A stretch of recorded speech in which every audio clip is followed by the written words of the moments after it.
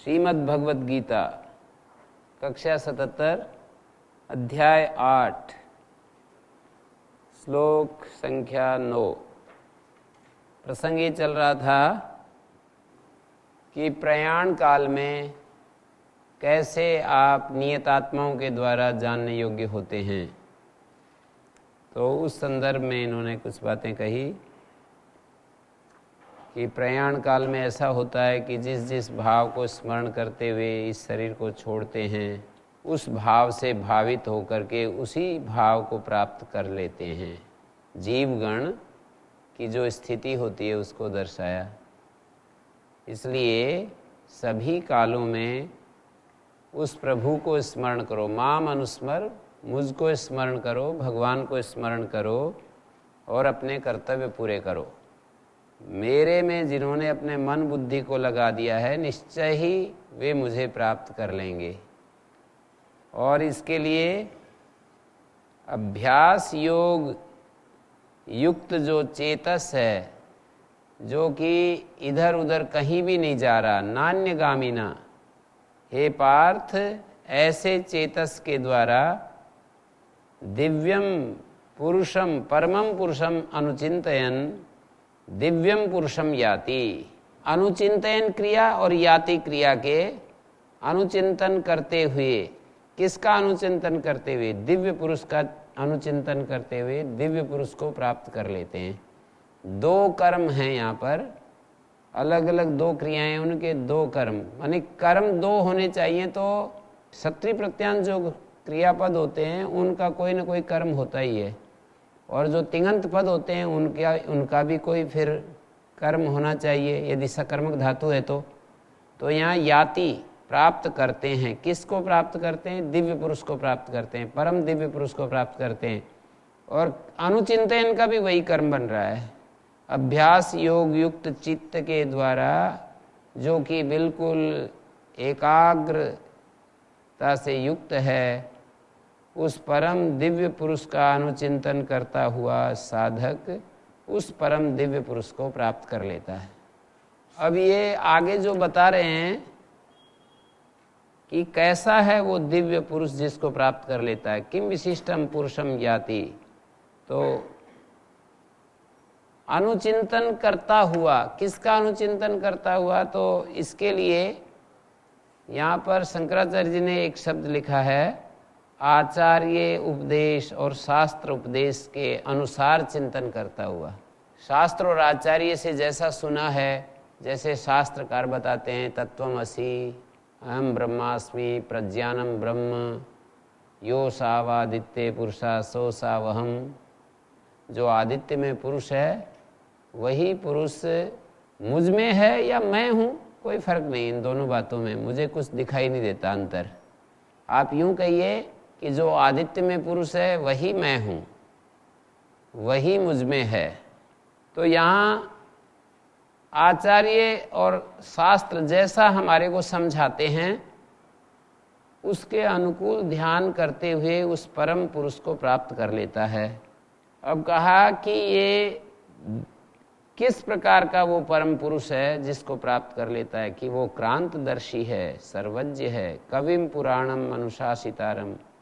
वो पुराण है, चिरंतन है, मानी वो सदा से है, वो बिगनिंगलेस है, वो कभी शुरुआत उसकी हुई हो ऐसा नहीं है। पुराण है, वो चिरंतन है और क्रांतदर्शी है, सर्वज्ञ है। कविम सर्वज्ञम पुराणम चिरंतनम अनुशासितारम सर्वस्य जगता प्रशासितारम। सारे जगत का जो प्रशासन कर रहा है, अणु से भी अणु, अत्यंत जो सूक्ष्म है, अणोरणीयांसम सूक्ष्मादपि अणीयांसम सूक्ष्मतरम अनुस्मरेद्यः कश्चित चिंतयेत। उसका जो अनुस्मरण करता है, सर्वस्य धातारम अचिंत्य रूपम, सबका जो धाता है, कर्मफल दाता है, अचिंत्य रूप है। एक तरफ अनुस्मरण भी कह रहे हैं, एक तरफ अचिंत्य रूप भी कह रहे हैं, संगति लगानी पड़ेगी। पहली पंक्ति में तो अनुस्मरेद्य कह दिया, उसका जो अनुचिंतन करता है, और फिर इसमें अचिंत्य रूपम नास्त्य रूपम नियतम विद्यमानम विकेंचित चिंतयितुम शक्यते इति अचिंत्य रूपम तम आदित्य वर्णम। ऐसे उस आदित्य वर्ण, आदित्य के वर्ण के समान वर्ण है जिसका अर्थात प्रकाश स्वरूप।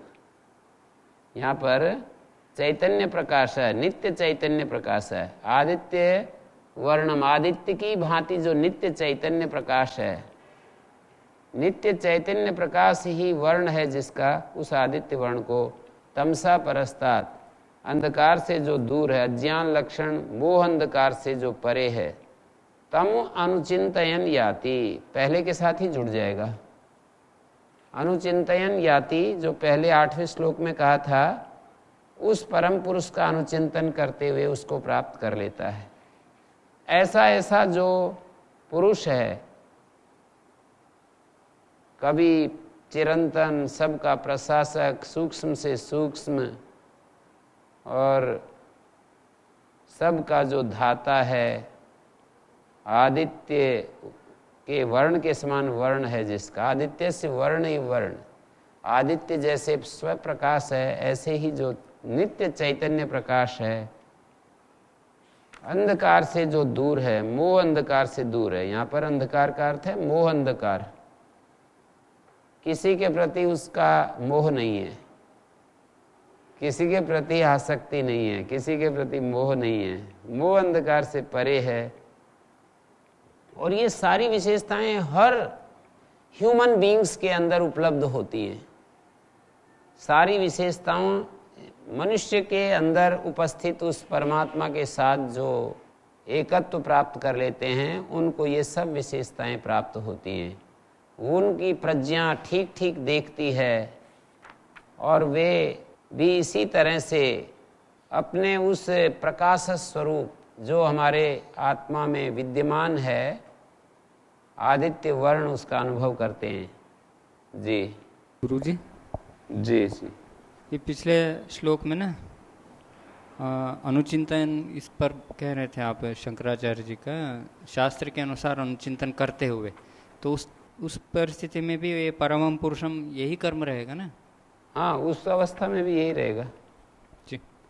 परमम पुरुषम दिव्यम, परम पुरुष को अनुचिंतन, शास्त्र और आचार्य उपदेश के अनुसार उस परम पुरुष का चिंतन करते हुए उस परम पुरुष को प्राप्त कर लेते हैं। तो ऐसा ऐसा जो है अचिंत्य रूपम, जिसको ये कहा कि अनुस्मरेद्या, उसका अनुस्मरण करते हैं। जो अनुस्मरण करता है, जो सर्वस्य कर्म फल दातारम, और प्राणियों को ठीक ठीक उनके प्रारब्ध का बंटवारा करने वाला, ठीक ठीक उनकी जो व्यवस्था है उसको करने वाला, सर्वस्य धातारम प्रशासितारम अचिंत्य रूपम। हाँ, तो मैं ये कह रहा था कि अचिंत्य रूपम, एक तरफ उसके अनुचिंतन की बात कर रहे हैं और दूसरी तरफ अचिंत्य रूपम भी कह रहे हैं।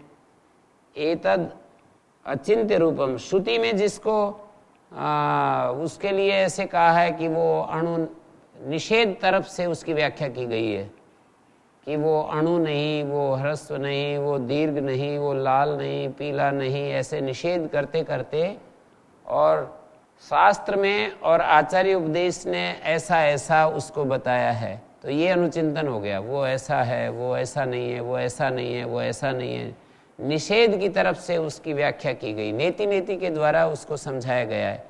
तो ये शास्त्र और आचार्य के उपदेश के अनुसार उस दिव्य पुरुष का अनुचिंतन कर रहे हैं हम कि वो ऐसा नहीं, वो ऐसा नहीं।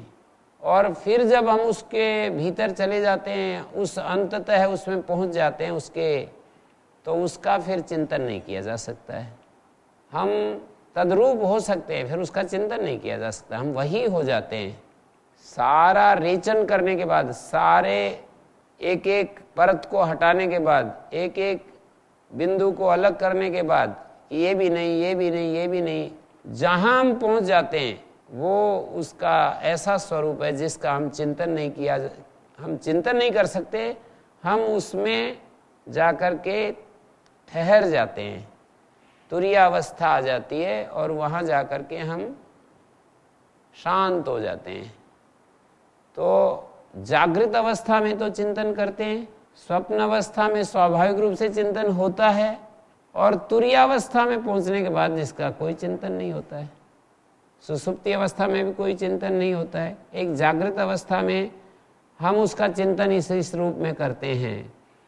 जैसे स्वामी दयानंद ने आर्य समाज के जो नियम बनाए, उसमें जो दूसरा नियम बनाया वो एक प्रकार से जागृत अवस्था में चिंतन करने की बात है। ईश्वर सच्चिदानंद स्वरूप, निराकार, सर्वशक्तिमान, न्यायकारी, दयालु, अजन्मा, अनंत, निर्विकार, अनादि, अनुपम, सर्वाधार, सर्वेश्वर, सर्वव्यापक, सर्वांतर्यामी, अजर, अमर, अभय, नित्य, पवित्र, सृष्टि करता है, वो हम सब का उपास्य देव है।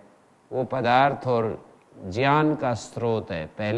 पहले वाले नियम में ये कहा कि जितनी भी विद्याएं हैं और उन विद्याओं से जिनको हम जानते हैं, सब सत्य विद्या और जो पदार्थ विद्या के द्वारा जाने जाते हैं, माने पदार्थ और ज्ञान का स्रोत वो है। तो ये सब उसका जागृत अवस्था में चिंतन हो रहा है। लेकिन फिर उपनिषद में जैसे बताया कि भाई ये नहीं है, ये नहीं है, ये नहीं है, बहुत सारे विशेषण डाल करके निषेध की तरफ से वहां पहुंचाने की कोशिश की है। सारे विशेषण निषेध परक हैं कि ये भी नहीं, ये भी नहीं, ये भी नहीं, ये भी नहीं। तो ये भी एक प्रकार का चिंतन ही है। शास्त्र ने जो दिशा दी है चिंतन की, ये भी एक रास्ता है। और इसके पश्चात जो एक कंप्लीट एक जो साइलेंस की स्थिति आ जाती है, पूर्ण मौन की स्थिति आ जाती है, निषेध के द्वारा सब कुछ को हटाने के बाद जागृत अवस्था में जो हमें दिखाई देता है उसको भी हटा दिया, स्वप्न अवस्था में जो दिखाई देता है उसको भी हटा दिया, फिर सुसुप्ति अवस्था को भी पार कर गए, फिर तुरीयावस्था में जो आ गया, तो उस अवस्था के लिए ये शब्द है अचिंत्य रूपम। उसका स्वरूप हम चिंतन नहीं कर सकते, बस वहाँ विश्राम प्राप्त करते हैं। उस स्थिति में हम शांत हो जाते हैं। आदित्य वर्णम तमसा परस्तात्, ऐसा ऐसा जो है उस दिव्य पुरुष को पीछे वाले श्लोक से जुड़ जाएगा। तम अनुचिंतयन, अंधकार से जो परे है, आदित्य वर्ण है, उसका अनुचिंतन करते हुए तम अनुचिंतयन याति।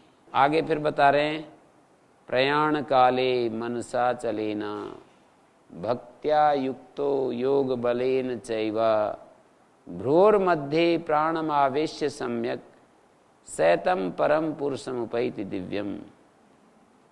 प्रयाण काल में अचल मन से भक्त्या युक्त, भक्ति से युक्त हुआ योग बलेन चैव, जो योग बल है, योग का जो बल है, भक्ति से युक्त हुआ और एकाग्रता का जो बल है। योग क्या है? एकाग्रता को ही योग कहते हैं। योग बलेन चैव भ्रूर मध्य प्राणम आवेश्य सम्यक, और दोनों भ्रुकुटी के मध्य में अपने प्राण को आविष्ट करके, अपने प्राण को पहुंचाकर सैतम परम पुरुषमुपैति दिव्यम, स ऐसा वो ध्याता, ऐसा वो साधक उस परम दिव्य पुरुष को प्राप्त कर लेता है। पहले हृदय पुंडरीक में ये तरीका बता रहे हैं, यहाँ पर हृदय पुंडरीक में अपने हृदय में चित्त को वशीकार करके और उससे फिर ऊर्ध्वगामिनी नाड़ी के द्वारा भूमिजय क्रमेण भ्रूर मध्य प्राणम आवेश्य स्थापयित्वा सम्यक प्रमत्ता सन सैवं बुद्धिमान योगी कविम पुराणम इत्यादि लक्षणम परमम पुरुषम उपैति दिव्यम उपैति। ये तरीका दिखाया, उसको साधना प्रणाली यहाँ संकेत की है भगवान शंकराचार्य जी ने कि प्रयाण काल में कैसे कैसे क्या करना होता है। मन को अचल मन से प्रयाण काल में अचल मन के साथ भक्ति से युक्त होकर, प्रेम से युक्त होकर के और मन को एकाग्र करके योग बल के द्वारा, योग बलेन चैवा तेन समाधिज संस्कार प्रचय जनित चित्त स्थैर्य लक्षणम योग बलम। ये योग बल क्या है? समाधि से उत्पन्न जो संस्कार है, उसके प्रचय से उत्पन्न जो चित्त स्थैर्य, योग बल वही है, चित्त की एकाग्रता योग बल है। समाधि के संस्कार के प्रचित होने से, उसके एकत्रीभूत होने से जो हमारे अंदर चित्त का स्वाभाविक स्थैर्य उत्पन्न हो जाता है, उस योग बल से युक्त होकर के, दोनों तरफ युक्त शब्द मध्यमणि न्याय से दोनों तरफ जुड़ रहा है। भक्त्या युक्त योग बलेन चैव युक्त, भक्ति से युक्त हुआ साधक, योग बल से युक्त हुआ साधक अचल मन के साथ प्रयाण काल में पहले हृदय पुंडरीक में अपने चित्त को वशीकृत करते हैं और फिर यहाँ पर भ्रुकुटी में प्राण को आवेशित करके उस दिव्य परम पुरुष को प्राप्त करते हैं। परमम पुरुषम उपैति। आगे कहते हैं यदक्षरम वेद विदो वदन्ति विशन्ति यद यतयो वीतरागा यदिच्छन्तो ब्रह्मचर्यम चरन्ति तत्ते पदम संग्रहेण प्रवक्षे। भगवान गुरु इसी श्रृंखला को बढ़ा रहे हैं, क्योंकि प्रश्न ये चल रहा है कि प्रयाण काल में कैसे नियतात्माओं के द्वारा जानने योग्य होते हैं प्रभु, किस तरह से वो हमारे परम प्रभु जानने योग्य होते हैं। यदक्षरम वेद विदो वदन्ति, वेद के वेदता लोग जिस अक्षर की व्याख्या करते हैं, अक्षर के बारे में बतलाते हैं। वेद विदः यदक्षरम वदन्ति वीतरागा यतया यद विशन्ति। चला गया है राग, जिनका राग चला गया, द्वेष भी चला गया। वीतरागा यतया, राग और द्वेष से मुक्त जो यति लोग, यद विशन्ति, जिसमें प्रवेश करते हैं। विशन्ति क्रिया के साथ में द्वितीय विभक्ति आती है। यद विशन्ति, जिसमें प्रवेश करते हैं। हिंदी के तर्जमे में अर्थ निकलता है जिसमें, लेकिन संस्कृत में जैसे प्रकोष्ठम प्रविशति, प्रकोष्ठ में प्रवेश करता है, तो यहाँ पर भी इसी शैली में अर्थ करेंगे। वीतराग यतिगण यद विशन्ति, जिसमें प्रवेश करते हैं। यदक्षरम वेद विदो वदन्ति, वेद के विद्वान लोग जिस अक्षर अविनाशी तत्व की व्याख्या करते हैं, उसके बारे में बताते हैं, उसका बखान करते हैं। और वीतराग यतिगण जिसमें प्रवेश करते हैं। यदिच्छन्तो ब्रह्मचर्यम चरन्ति, जिसकी इच्छा करते हुए साधक गण अपने मन को बाह्य विषयों से, बाह्य संसार से रोकते हैं और ब्रह्म में विचरण करते हैं। अपने भीतर ब्रह्मचर्य मानी ब्रह्म में विचरण करते हैं। ब्रह्मचर्य का जो स्थूल अर्थ है वो तो यही है कि विषयों से अपने मन को हटाते हैं, सांसारिक विषयों के सुख की इच्छा त्याग करके और अंतर्मुख होते हैं। सांसारिक विषयों का जो सुख है उसको हटा करके अंतर्मुख होते हैं। यदिच्छन्तो ब्रह्मचर्यम चरन्ति, जिसकी इच्छा करते हुए, जिस परम तत्व की इच्छा करते हुए यतिगण वीतराग पुरुष क्या करते हैं। वीतरागः यद विशन्ति, और वही चरन्ति क्रिया का कर्ता हो जाएगा। वीतराग पुरुष बाह्य विषयों से अपने मन को हटाकर जिस ब्रह्म तत्व में विचरण करते हैं। तत्ते पदम संग्रहेण प्रवक्षे, तुम्हारे लिए उस पद को संक्षेप से कहता हूं। संग्रहेण प्रवक्षे, वर्तमान समीपे वर्तमान वद्वा, वर्तमान के समीप जो भूतकाल या भविष्यत काल होता है उसको भी वर्तमान के समान कह देते हैं, लेकिन यहाँ तो लिट लकार का ही प्रयोग हो रहा है। यदि यहाँ वर्तमान की क्रिया बोलते तो भी अर्थ यही होता कि मैं कहने जा रहा हूँ, पर यहाँ प्रवक्षे, उसको मैं बताऊंगा, उसको मैं बताने जा रहा हूँ। माने यदक्षरम वेद विदो वदन्ति, वेद के विद्वान जिस अविनाशी तत्व के बारे में कहते हैं। तीन बातें कही हैं।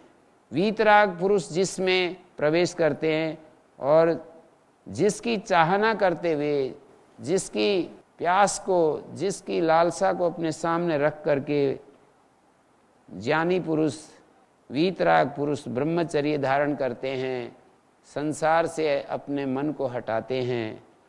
उस पद को संक्षेप से कहता हूँ। सर्वद्वाराणि संयम्य मनोहृदि निरुद्ध च मूर्धनि आधाय आत्मना प्राणम आस्थितो योग धारणाम सारे द्वारों को सर्व द्वाराणि संयम में मनोहृदि निरुद्ध च, और अपने मन को हृदय में निरोध करके मूर्धनि आधाय आत्मन प्राणम, और मूर्धा में अपने प्राणों को आत्मन प्राणम मूर्धनि आधाय, अपने प्राणों को मूर्धा में पहुंचाकर आस्थित योग धारणाम, साधक जो है योग धारणाम आस्थित है, योग धारणा को प्राप्त किया हुआ आगे क्या करे वो बताने जा रहे हैं।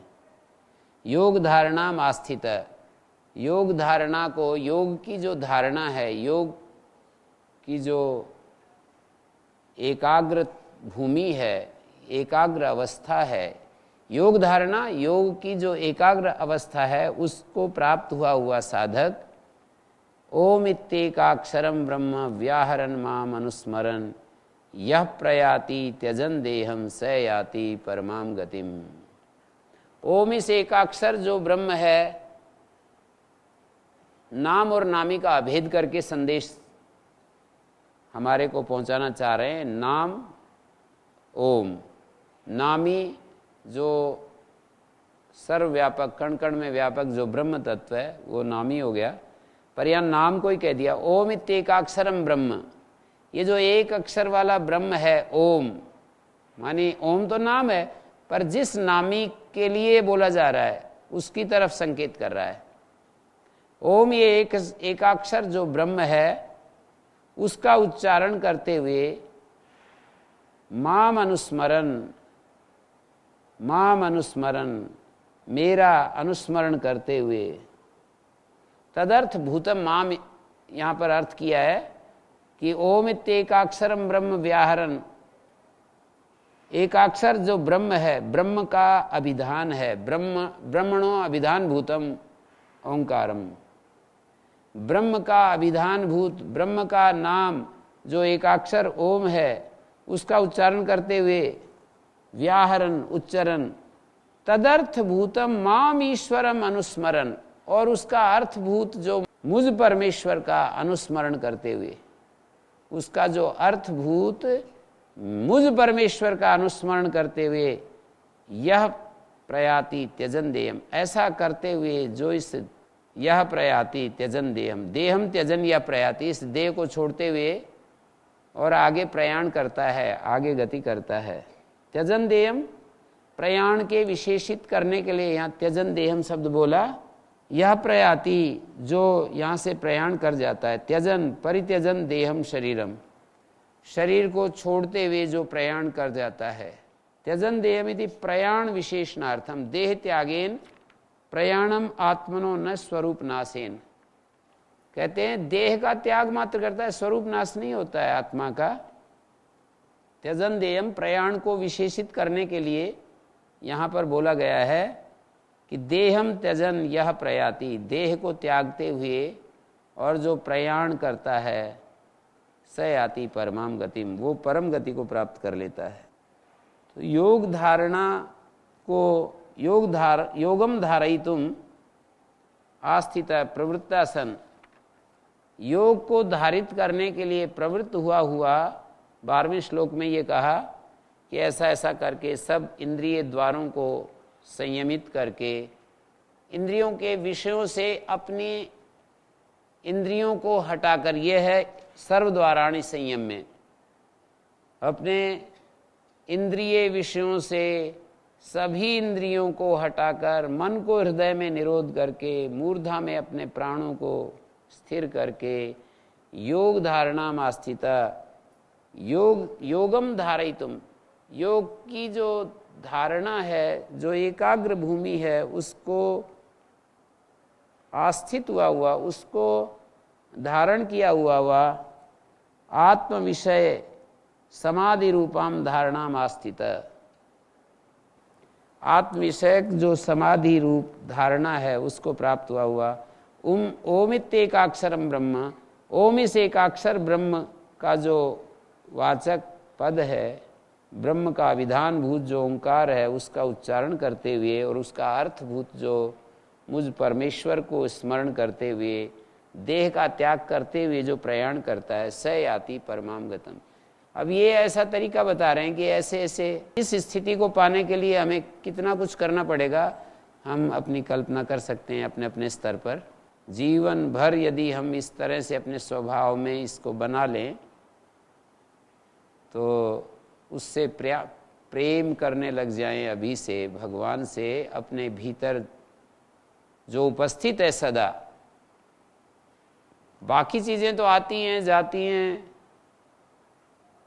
कभी हमारा संबंध होता है कभी नहीं होता है, पर जो सदा हमारे अंदर हमारे भीतर उपस्थित है उसको, उसके साथ अपना प्रेम भाव जोड़ दें, उसके साथ अनन्य मन होकर के जीने लग जाएं, तो ये स्थिति आ सकती है हमारी। हाँ जी गुरुजी, इसमें जो मनोहृदय निरुद्ध्य ये दिया है, मन को हृदय देश में स्थिर करना, इससे क्या तात्पर्य है? हमारा जो हृदय देश है, हृदय देश ये मानते हैं, हृदय पुंडरीकम वेश्म, जो छाती में जो गड्ढा है उसको हृदय देश कहते हैं, जो कि हमारी चेतना का केंद्र बताते हैं। तो उसमें अपने मन को रोकना, और वहाँ पर रोकने के बाद फिर उसका अगला जो काम है वो मूर्धनि आधाय आत्मा प्राणम, 3 स्टेजें बताई हैं। सब द्वारों को संयमित करके, अर्थात इंद्रिय विषयों से इंद्रियों को हटाकर मन को हृदय देश में निरोध करके, और जब अच्छे से मन हृदय में एकाग्र हो जाए, फिर मूर्धा में अपने प्राणों को स्थित करके, ऊपर सहस्त्रार जिसको कहते हैं, मूर्धा में अपने प्राणों को स्थिर करके, अर्थात फिर अपने ध्यान को वहाँ ले जाते हैं। और ऐसी स्थिति में योग धारणा में स्थित है, अपनी योग समाधि को ऐसा धारण करके और ओम इत्येकाक्षर परमेश्वर को स्मरण करते हुए हम अपने मन को शब्दों के माध्यम से ही किसी तत्व का स्मरण करते हैं, तो वो एक स्थिति बताई, ओम इत्येकाक्षरम ब्रह्म व्याहरन माम अनुस्मरन। ये अंतिम चीज है, तो उसको अंतिम तो पता नहीं कब आ जाए, तो हर वक्त इस तरह का अभ्यास हमारा चलता यदि रहे, माने अनहत नाद जिसको कहते हैं, कि हमेशा हमारा ध्यान उस ओम पर रहे, ओंकार के ऊपर रहे, तो उस घड़ी में भी हम अपने मन को स्थिर रख सकते हैं। ये बौद्धिक रूप से एक प्रकार से समझ में आने वाली बात यहाँ पर हमें प्रतीत हो रही है कि हमेशा यदि हम अपने भाव को स्थिर कर सकें तो अंतिम समय में भी ऐसा करने में सक्षम हो सकते हैं। अनन्य चेता सततम यो माम स्मरति नित्य, वो कह ही दिया आगे, तस्याहम सुलभ पार्थ नित्य युक्त योगिना। अनन्य चित्त होकर के जो सतत मुझको नित्य स्मरण करता है, हे पार्थ, नित्य युक्त योगिना तस्याहम सुलभ। नित्य युक्त जो योगी है, नित्य योग युक्त जो योगी है, नित्य युक्त का अर्थ है समाहित जो योगी है, उसके लिए मैं सुलभ हूँ, सुखेन लभ्य, मैं उसको सुखपूर्वक प्राप्त हो सकता हूँ। उसमें कठिनाई भी नहीं है। कई कई जगह कठिनाई भी दिखाते हैं, सरलता भी दिखाते जाते हैं। यदि अनन्य चित्त होकर के सतत मेरा कोई स्मरण करता है, सततम यो माम स्मरति नित्य स स्मरति दीर्घ कालत्वम उच्यते न षण्मासम संवत्सरम वा किंतरी यावत जीवम नैरंतरेण यो माम स्मरति। ऐसे कह रहे हैं कि कोई 1 आध साल करके छोड़ दे, इससे काम नहीं चलेगा। जितना जीवन भर, ये कोई बोरिंग काम नहीं है कि ये तो बड़ा बोर हो जाएंगे, पूरे दिन भर पूरे जीवन भर इसको करना होगा, तो ये तो बड़ा कष्टदायक काम हो गया भाई। जब इस काम को हम करने लगते हैं तो हमारे मन की चंचलता को देखते हुए ऐसी स्थिति आ जाती है, हमारे मन में ऐसे भाव आ जाते हैं कि ये तो बड़ा मुश्किल काम है कि पूरे जीवन भर हमको बाहर से हट करके अपने अंदर ही देखना, अंदर ही अनुभव करना, अंतर्मुख ही रहना बड़ा मुश्किल काम बता दिया। लेकिन जब इस रास्ते पर चलते हैं और हमें ये अनुभव होने लगता है कि ये तो बड़ा सरस है, आनंदमय जीवन है, तो जब साधक को इसमें रस आता है तो ही इस काम को कर सकता है। नीरस कार्य को, बाहर के कार्यों को भी नहीं कर सकता। ये तो बड़ा सूक्ष्म कार्य है। जहाँ हमारे को रस नहीं आता, बाहर के काम भी नहीं हो पाते हैं यदि हम संवेदनशील होते हैं तो। किसी प्रलोभन से जुड़े रहते हैं, एक अलग बात होती है। किसी भय से हम बाहर के काम करते रहते हैं, अलग बात होती है। जैसे जेल में बंद कर दिया और उनको कुछ ड्यूटी दे दी और उनको 20 साल तक कोई काम लगा दिया और वो करते रहते हैं। या फिर हम किसी प्रलोभन में करते रहते हैं कि हमें इतने पैसे मिलेंगे, इज्जत मिलेगी, हम ये काम करेंगे तो हमारे सम्मान बढ़ेगा, हमारे को सुविधाएं मिलेंगी। वो एक अलग स्थिति होती है। पर जब हम बड़े अपने भीतर अपनी प्रसन्नता से काम करते हैं तो वो एक अलग प्रकार की स्थिति है। अनन्य चेता सततम यो, अनन्य चित्त होकर के कहीं भी न अन्य विषय चेतो यस्य, अन्य विषय में जिसका चेतस नहीं है उसको अनन्य चेता कैसे। ऐसा योगी मुझ परमेश्वर को नित्य जो स्मरण करता है, सतत स्मरण करता है। सततम भी कह दिया, नित्य से भी कह दिया। सतत नित्य से स्मरति, जो नित्य स्मरण करता है, हे पार्थ ऐसे समाहित योगी के लिए मैं सुलभ हूँ।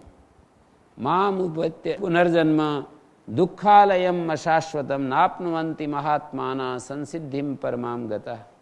माम उपेत्य, मुझ परमेश्वर को प्राप्त करके पुनर्जन्म नहीं होता।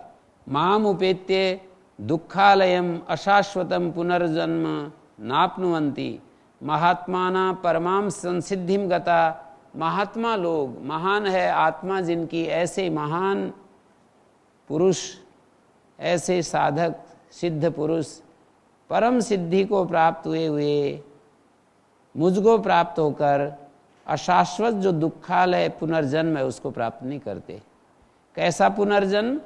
जो अशाश्वत है, क्योंकि उसका भंग हो जाता है इसलिए अशाश्वत है। पुनर्जन्म यदि शाश्वत होता तो फिर तो वो हटने वाला नहीं था। जैसे अग्नि की उष्णता को हम नहीं हटा सकते, वायु की प्रणामिता को नहीं हटा सकते, वायु के बहने को हम नहीं रोक सकते। तो दुखालयम, इसको दुखालय कहा है। जन्म ही सब दुखों का आलय बन जाता है। दुखानाम आध्यात्मिक आदिनाम आलयम आश्रयम आलियंते अस्मिन दुखानी, दुखालयम जन्म। सारे दुख जहाँ इकट्ठे हो जाते हैं उसको दुखालय कहते हैं, वो जन्म है। न केवलम दुखालयम अशाश्वतम अनवस्थित स्वरूपम, ऐसे अनवस्थित स्वरूप दुखों का आलय भूत अशाश्वत नश्वर इस जन्म को, मानी जन्म को अशाश्वत कह रहे हैं। एक इस दृष्टि से मैंने एक अलग शब्द बोला कि वो अशाश्वत है हमारा जो जन्म है, अर्थात हम प्रयास करें तो उसके पार जा सकते हैं। पर इन्होंने एक अलग अर्थ में व्याख्या की है, अशाश्वतम जन्म, नश्वर जन्म जो कभी भी हमारे हाथ से छिन सकता है, ऐसे उस जन्म को प्राप्त नहीं करते हैं। हाँ जी। ओम गुरु जी, जो छोटे छोटे सुख हैं उनके लिए हमारा मन बड़ी जल्दी प्रवृत्त हो जाता है, और जो परम सुख है उसके लिए प्रवृत्ति नहीं हो पाता है। क्या कारण है? कारण तो यही है कि सुख के प्रति जो आसक्ति है, सुख के प्रति जो हमारा मोह है, राग है, सुख का जो प्रलोभन है, वो हमारे को वो दिखता नहीं, उस पर विश्वास नहीं, और हमारे अभ्यासों का जो वेग है वो हमारे चित्त में जो रजोगुण है वो इतना तीव्रगामी है कि स्थिर नहीं होने देता। चित्त 3 चीज़ों का बना हुआ है, प्रकाश क्रिया स्थिति, हर चीज़ 3 चीज़ों की बनी हुई है। चित्त को विशेष रूप से हम समझ सकते हैं कि प्रकाश भी है, क्रिया भी है, स्थिति भी है। तो उस क्रिया के चलते हुए बहुत ही ज़्यादा उसमें गति है, निरंतर वो कभी कुछ इस स्थिति में रहता है। और ये जो शाश्वत सुख, जिसको अक्षय सुख कहते हैं, शाश्वत सुख कहते हैं, नित्य सुख कहते हैं, उसके लिए हमारी गति भी, मन की जो गति है वो स्थिर होनी चाहिए और जड़ता भी नहीं होनी चाहिए। गति कम होते ही हमें नींद आ जाती है, तो नींद जो है जड़ता है, प्रमाद आ जाता है, आलस्य आ जाता है, कुछ भी करना नहीं चाहते हैं, तो वो भी स्थिति ठीक नहीं है। हमारे पास जो सामर्थ्य है वो इस संसार के काम आती रहे। यदि हम ध्यान भी करें तो ऐसा सोच करके हम कर सकते हैं कि इस शरीर का संबंध इस संसार के साथ है और इस संसार के लिए मेरे मन, बुद्धि, शरीर, जैसे स्थूल शरीर, सूक्ष्म शरीर, इन दोनों के स्थिर होने से संसार के लिए इस शरीर से ये भी एक सेवा का तरीका है। अनेक अनेक प्रकार हैं सेवा के, जैसे किसी प्यासे को पानी पिलाना, किसी भूखे को रोटी खिलाना, किसी नंगे को, वस्त्रहीन को वस्त्र देना, किसी परेशान को औषध देना, सेवा के सारे प्रयोग हैं। किसी न जानने वाले को कुछ अक्षर ज्ञान कराना, किसी विद्या को सिखाना, किसी स्किल को सिखाना। तो ऐसे ही हम अपने शरीर, मन, इंद्रियों को जो स्थिर करते हैं, ये भी एक विद्या है जो हम इस संसार में स्थापित कर सकते हैं कि सत्य को प्राप्त करने के लिए हमें ये भी एक रास्ता अपनाना होता है, हमारी प्रकृति की, हमारी नेचर की मांग के अनुसार। जैसे हम लोग विभिन्न संसार के कर्म करते हुए ऐसा मानते हैं, हम किसी भी कर्म को भगवान के लिए करते हैं, समष्टि के लिए करते हैं, किसी भी कर्म को हम किसी आदर्श के लिए करते हैं या आजीविका के लिए, अहम तृप्ति के लिए। इन 5 बिंदुओं को सामने रखकर हम कोई कर्म करते हैं। तो साधक जब इस कर्म में प्रवृत्त हो रहा है, उसका ये बिंदु भी हो सकता है कि ध्यान का एक आदर्श इस संसार में स्थापित हो। उसका ये भी हो सकता है कि समष्टि की सेवा कर रहा हूँ, इस माध्यम से ध्यान करूँगा तो समष्टि की सेवा कैसे होगी। हम जितना भी कुछ करते हैं उस सब का प्रभाव इस दुनिया में पहुंचता ही है। हम कुछ भी, जैसे एक कहीं पर मैंने एक थियरी पढ़ी थी कि एक कोई मक्षिका, कोई मक्खी यदि पंख भी हिलाती है तो सारी समष्टि उससे प्रभावित होती है। तो हम अपने शरीर, मन, इंद्रियों को स्थिर करके ये भी कि हम समष्टि किसे, वो भाव बनाने की तो बात होती है कि भाई मैं तो ध्यान इसलिए कर रहा हूँ कि मेरी बड़ाई होगी, प्रशंसा होगी, मेरे को ध्यान करने वाला समझेंगे, ऐसा भी समझ सकता है कोई व्यक्ति किसी को कहता है कि आप ध्यान किया करो 1 घंटा बैठ करके, मैं आपको 20,000 रुपये दूंगा। तो ठीक है, वो पैसे के लिए ध्यान कर रहा है। अब वो कैसा ध्यान होता है अलग बात है, पर उसने पैसा पाने के लिए उस कर्म को स्वीकार कर लिया। ये ठीक है, मेरे को 20,000 रुपये मिलेंगे, मैं ध्यान करूंगा। मैं ये वो बता रहा हूं कि 5 बिंदुओं से कर्म होते हैं। किसी ने स्वीकार किया कि मैं ध्यान के आदर्श को स्थापित करना चाहता हूं, किसी ने स्वीकार किया कि मैं समष्टि की सेवा करना चाहता हूं इस ध्यान के द्वारा, और किसी ने स्वीकार किया कि मैं भगवान के लिए इस कर्म को कर रहा हूं। सभी कर्म मैं भगवान के लिए करता हूं, ये भी एक कर्म है। मन, इंद्रियों की प्रवृत्ति को रोकना, इसको कहते हैं ध्यान। मन, इंद्रियों की, शरीर की जो प्रवृत्ति है उसका निरोध करना, निवृत्ति में जीना, इसको ध्यान कहते हैं। तो कोई व्यक्ति इस कर्म को, माने कर्म का त्याग भी एक कर्म है और उसमें भी कर्तृत्व आता है। इसलिए कहते हैं कि कर्म त्याग में भी यदि कर्तृत्व आ गया तो त्याग पूरा नहीं होता है। कर्म का त्याग कर रहे हैं और उसमें भी यदि कर्तृत्व आ गया कि मैं कर्म त्याग कर रहा हूं। निवृत्ति में भी यदि हमने अपने कर्तृत्व को जोड़ दिया कि मैं निवृत्त हो रहा हूं, मैं निवृत्ति कर रहा हूं, कर्म की निवृत्ति कर रहा हूं, तो भी वो एक कर्तृत्व युक्त कर्म हो गया, वो निष्काम नहीं हुआ, वो निरहंकार नहीं हुआ। उस कर्म को निरहंकार नहीं कह सकते हैं। तो इसलिए कहा जाता है कि उस कर्म को भी, मानी उच्च कोटि के जो कर्म कहे जाते हैं साधना की दृष्टि से, उनमें भी कर्तृत्व का त्याग होना चाहिए, ऐसी सहजता होनी चाहिए, हमारे अंदर ऐसा भाव नहीं आना चाहिए, सहजता पूर्वक वो कर्म होना चाहिए। कर्तृत्व का त्याग तब होता है जब कोई भी कर्म हमें सहज रूप से होता है। ये तो मैंने ध्यान को सामने रखते हुए बात कही। एकांत में कोई रहना चाहता है, मौन रहता है, इस कर्म को भी भगवान के लिए भावपूर्ण हृदय के साथ हम अर्पित कर सकते हैं, समष्टि के लिए कर सकते हैं, किसी आदर्श के लिए कर सकते हैं। फिर नीचे नीचे आते जाते हैं आजीविका के लिए और अहम तृप्ति के लिए, अपने अहंकार को बढ़ाने के लिए भी करते हैं। संसार में अपनी पहचान बनाने के जो साधन हैं वो बहुत सारे हैं। कोई पैसे को एक रास्ता बनाता है कि भाई पैसे के माध्यम से तू संसार में प्रसिद्ध हो सकता है। कोई व्यक्ति खेल को साधन बनाता है कि खेल के माध्यम से आगे बढ़ सकता है। कोई व्यक्ति विद्या को माध्यम बना सकता है कि भाई और तो रास्ते हैं नहीं, विद्या के रास्ते में तू सबसे आगे निकल सकता है, सबसे बड़ा विद्वान ये तेरे को कह सकते हैं लोग। विद्या के क्षेत्र में, विद्या के क्षेत्र में, बल के क्षेत्र में, धन के क्षेत्र में, सामाजिक सेवा के क्षेत्र में, कि मैं सामाजिक सेवा करूंगा जिससे कि लोग पहचानेंगे इसी नाम से कि भाई ये बड़ा अच्छा सेवक है। ये सारे जो है उपाय अपने अहम तृप्ति के लिए होते हैं।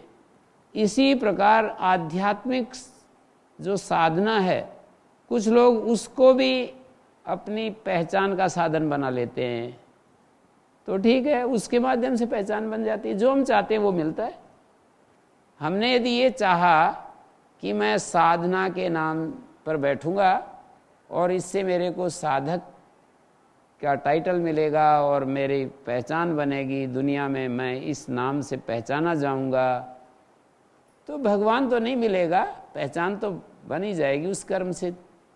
कोई आदमी लंबे लंबे उपवास करे और बड़ा संयत जीवन जिए इस नाम, इस चीज़ को सामने रख करके कि दुनिया में मेरी कीर्ति हो, लोग मुझे जाने पहचाने, तो इस भाव के साथ यदि हम किसी कर्म को करते हैं तो हमारे को कीर्ति मिल जाती है, भगवान तो नहीं मिलता है।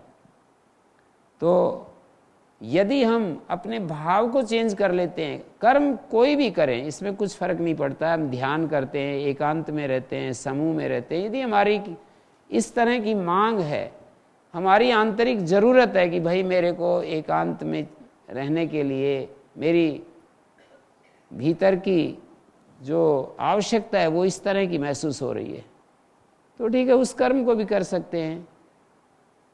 लेकिन उस कर्म को करते समय ऐसा नहीं कि मैं इसके लिए अपने को लाभान्वित कर रहा हूँ। मैं तो लाभान्वित इतने ही मात्र से हो जाता है कि मुझे कुछ भी नहीं चाहिए, मुझे इस संसार से कुछ भी नहीं चाहिए। यदि ये बात विचार पूर्वक, निश्चय पूर्वक हम अपने अंदर बिठा लेते हैं और बराबर सजग रहते हैं कि मुझे कुछ भी नहीं चाहिए इस संसार से, किसी से कुछ भी नहीं चाहिए, किसी के लिए मैं कुछ भी कर रहा हूँ और उसके बदले में कुछ भी नहीं चाहिए, और इस संसार में मेरा करके कुछ भी नहीं है, यदि इस तरह से हम जीने लगें तो अपने लिए तो हम सार्थक हो जाते हैं, हमारा जीवन हमारे लिए सार्थक हो जाता है। इतने मात्र से, त्याग से हम अपने लिए सार्थक हो जाते हैं, सेवा से जगत के लिए सार्थक हो जाते हैं। तो जब हम किसी कर्म को कर रहे हैं, जैसे मैंने कहा कि एकांत में बैठने का कर्म है, मौन होने का साधना है, कोई भी हम एक्टिविटी करते हैं तो उस एक्टिविटी को हम ये समझ लें कि जगत के लिए कर रहे हैं हम, तो आपके मन में संशय उठेगा कि भाई इस काम से जगत को क्या लाभ होगा, इससे तो ये अपने आप को लाभ करना चाह रहा है, ये व्यक्ति अपने आप को लाभान्वित करना चाह रहा है। ये संसार को जो लाभ होता है वो भाव के द्वारा होता है और उससे हमारे अंदर भी शांति आती है, हमारे अंदर भी विश्राम आता है। और एक व्यक्ति यदि शांति में जीता है, विश्राम में जीता है, तो वो संसार के लिए शांति फैलाने में निमित्त बनने लगता है। कोई व्यक्ति अशांत होकर के जीता है, वो दुनिया में अशांति फैलाता है। कोई व्यक्ति शांत होकर के जीता है तो दुनिया में उसकी तरफ से शांति फैलाने का काम शुरू हो जाता है। तो यदि हम किसी कर्म को इस भाव के साथ करते हैं, पढ़ने का काम, पढ़ाने का काम, स्वाध्याय का काम, कि भाई ये काम समष्टि के लिए मेरा आहुति रूप हो जाए, हम तो अपनी भावना बना ही रहे हैं। मुख्य बात ये होती है कर्म के पीछे कि हमारे भाव क्या हैं। सक्ता कर्मणि, यहाँ गीता में कहा है कि कर्म में आसक्त लोग जिस तरह से कर्म करते हैं, अनासक्त होकर के योगियों को कर्म करने चाहिए। हम कुछ भी कर्म करते हैं उसमें हमारी आसक्ति ना हो, कर्तृत्व ना हो, फल की इच्छा ना हो। यदि हमने इस तरह से किसी कर्म को किया, कर्म जो होता है वो समष्टि के लिए होता है, संसार के लिए होता है। भगवान के नाते या समष्टि, सीधा समष्टि के नाते कर्म जो होता है वो उच्च दृष्टि से देखेंगे ना तो वो समष्टि के लिए है, भगवान के लिए। भगवान को जरूरत नहीं है, लेकिन ये भगवान की पूजा का इससे ज्यादा और उत्तम साधन हमारे पास दिखाई नहीं देता। कर्म की जरूरत भगवान को नहीं है, हमें जरूरत है कि हम उसके सच्चे पूजक बने, सच्चे उसके पूजा करने वाले बने, ये हमारी जरूरत है। और पूजा होती है बिना साधनों के भी होती है और साधनों से भी होती है। पूजा के कई तरीके हैं, उनमें से एक तरीका ये है कि भाव के साथ हम भगवान को अपने कर्मों की आहुति देते रहें। और ये भी कर्म है कि मैं एकांत में मौन रह रहा हूँ। क्यों मौन रह रहे हो? कि इसी कर्म के द्वारा भगवान की पूजा करना चाहता हूँ, ऐसा मुझ में आवेग उठ रहा है। कि इसके बदले तुम क्या चाहते हो? नहीं, मैं तो कुछ भी नहीं चाहता हूँ। क्यों एकांत में रहते हो? क्यों मौन धारण करते हो? कि मेरे को कुछ आवश्यकता नहीं है, इस कर्म से मैं भगवान का पूजन करता हूँ, करना चाहता हूँ, ऐसी मेरी ज़रूरत है। अलग अलग ज़रूरत, अलग अलग समय पर, अलग अलग मौके पर अलग अलग आवश्यकताएं हमारे भीतर जन्म लेती हैं, अलग अलग ज़रूरतें पैदा होती हैं हमारी। एक एक समय एक ज़रूरत पैदा होती है। ठीक है, यदि ऐसी ज़रूरत पैदा होती है, जैसे कोई जवान होता है उसकी ज़रूरत बनती है कि मुझे विवाह करना है, जवान होता है उसकी ज़रूरत बनती है कि मुझे नौकरी करनी है, किसी की ज़रूरत नहीं बनती है वैसी। तो किसी की यदि ऐसी ज़रूरत है कि मैं एकांत में मौन होकर के साधना करना चाहता हूँ, क्यों करना चाहते हैं? उस साधना का लक्ष्य यदि हम ये बनाते हैं कि इससे जगत को भी तृप्ति मिले और जगत के विधाता को भी तृप्ति मिले, तो जगत के विधाता को कैसे तृप्ति मिलेगी? मेरे भाव जब मैं अर्पित करूंगा, मैं अपने आत्मीय संबंध को उसके साथ और प्रगाढ़ बनाऊंगा, तो ये तो वो अंतर्वासी तृप्त तो होता ही है। हमारे आहुति से, हमारे प्रेम के एक एक नित्य नव स्फुरण से उसको तृप्ति तो मिलती ही है। तो हम हर कर्म को भगवान के लिए या समष्टि के लिए अपनी तरफ से आहुति स्वरूप बना सकते हैं कि मैं भगवान के लिए आहुति दे रहा हूँ, मैं समष्टि के लिए आहुति दे रहा हूँ। ये कोई गलत अवधारणा नहीं। ऐसा लगता है बुद्धिवादी को, विचारक को ऐसा लगता है कि भाई ये तो साफ दिख रहा है, इससे तू अपना कुछ प्रयोजन पूरा करना चाहता है, इसमें भगवान को क्या ज़रूरत है? ध्यान में भगवान के लिए कर रहा हूँ, भगवान को क्या ज़रूरत है? हम भाव बनाते हैं कि मैं ध्यान के द्वारा भगवान का पूजन कर रहा हूँ, मैं वाणी के द्वारा भगवान का पूजन कर रहा हूँ, मैं किसी धन के द्वारा, धन के माध्यम से भगवान का पूजन, कर्म के माध्यम से भगवान का पूजन, मानी बहुत सारे तरीके हैं उसकी पूजा के, तो उसको हम एक ही तरीके में बांध करके सुनिश्चित नहीं कर सकते कि भाई यही तरीका है, इसी तरह से मंदिर में जाओ और वहाँ मंदिर में जा कर के और बैठो ध्यान करो, यही एक तरीका। ऐसा नहीं, हम कहीं पर भी बैठकर उसकी पूजा कर सकते हैं। उसके साथ हमारे भाव होने चाहिए। तो भाव हम ऐसा बनाएं, या तो हम भगवान का पूजन कर रहे हैं या समष्टि की सेवा कर रहे हैं, समष्टि के लिए हम ये कर्म कर रहे हैं। और जब अपनी बात आए, मुझे कुछ नहीं चाहिए, ऐसा बार बार 3 शब्द हमने सुने हैं, सेवा, त्याग और प्रेम। तो प्रेम तो है ही भगवान के लिए, हमारे हृदय में जो प्रेम तत्व है वो भगवान के लिए है। त्याग अपने लिए, त्याग का मतलब अहंकार का त्याग, त्याग का मतलब ममत्व का त्याग, त्याग का मतलब विकारों का त्याग, त्याग का मतलब जो हमारे भीतर जो वासनाएं हैं, जो इच्छाएं हैं, कामनाएं हैं, उनका त्याग। इन सब चीज़ों से हम अपने लिए पूर्ण हो जाते हैं, अपने लिए सफल हो जाते हैं, अपने लिए उपयोगी हो जाते हैं। तो त्याग अपने को उपयोगी बनाने के लिए और प्रेम भगवान के लिए, हमारे हृदय का जो प्यार है वो यदि इस तरह से जागृत हो जाए कि मेरा हृदय का प्रेम केवल केवल केवल भगवान के लिए है, कितनी बड़ी बात होगी। और जितनी भी ऊर्जा है, स्किल है, योग्यता है, सामर्थ्य है, सारी की सारी समष्टि के लिए है। यदि ये बात हमारे मन में बैठ जाए, कितना अच्छा हो जाएगा ये संसार, कितना सुंदर हो जाएगा ये संसार। हमारा जीवन इस प्रक्रिया से विश्राम की स्थिति को प्राप्त कर लेगा। मानी जो व्यक्ति अपनी सारी सामर्थ्य को ऐसे सेवा में लगा रहा है और अपने लिए कुछ नहीं चाह रहा, उसके मन में कितनी शांति आ जाएगी, ये कल्पना की जा सकती है। ये बिल्कुल समझ में आने वाली चीज़ है, ज़्यादा मुश्किल, ज़्यादा कठिन बात नहीं है। ये तो जी इतनी मुश्किल, ये इतना कोई गणित के बड़े बड़े फार्मूले नहीं है कि हमारे को समझ में नहीं आते हैं। समझ में आता है कि सामर्थ्य जगत से हमारे पास आती है तो जगत को लौटा दें। दुनिया से हमारे पास जो कुछ हम बोलना जानते हैं, हम कोई स्किल जानते हैं, कुछ करते हैं, इन हाथों में जो सामर्थ्य है, बुद्धि में जो सामर्थ्य है, आप उस अवस्था का ध्यान करो जब हम बेबी के रूप में माँ के हाथों में थे और हम अपने मुख की बैठी हुई मक्खी को भी अपने हाथ से नहीं उठा सकते थे। वो है हमारा सत्य।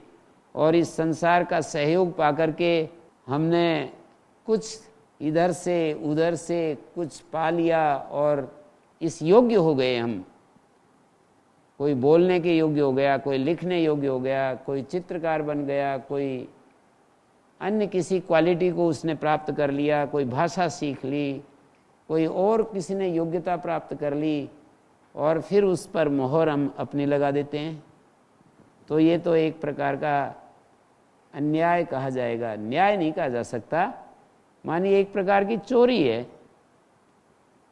कि किसी ने हमको दी और उसको हमने अपना बना लिया। तो ये अंडरस्टैंडिंग, ये जो समझ है हमारे अंदर यदि आ जाए तो हम अपने सामर्थ्य, अपनी योग्यता, अपनी शक्तियों को, अपने स्किल को, अपने जो भी हमारे पास शुभ है उसको संसार के लिए संसार की समझ करके ही लौटा देंगे कि ये तो उन्हीं की है भाई, उन्हीं के काम आनी चाहिए। तो इस श्रृंखला में मैंने ये बातें कही कि कुछ कुछ काम हम ऐसे करते हैं जिसमें समष्टि का सीधा संपर्क नहीं होता है, लेकिन फिर भी उसके द्वारा हम सेवा कर सकते हैं समष्टि की भाव के द्वारा कि मैं इस कर्म को समष्टि के लिए अर्पित कर रहा हूँ। मैं इस कर्म को भगवान के नाते इस धरती माता को अपनी आहुति दे रहा हूँ, क्योंकि धरती माता से प्यार है मुझे। धरती माता ने मुझे इतना दिया है कि उसके लिए प्यार स्वरूप मैं जो मुझे मिला है उसको वापस उसके चरणों में लौटा रहा हूँ। ऐसा हम सोच सकते हैं।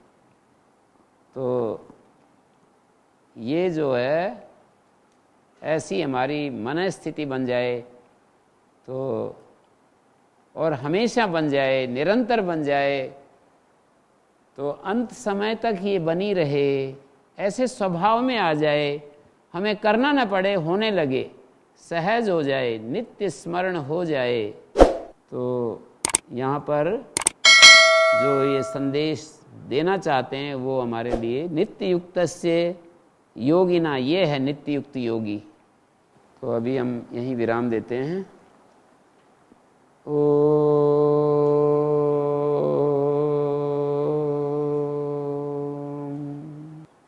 शांति शांति शांति।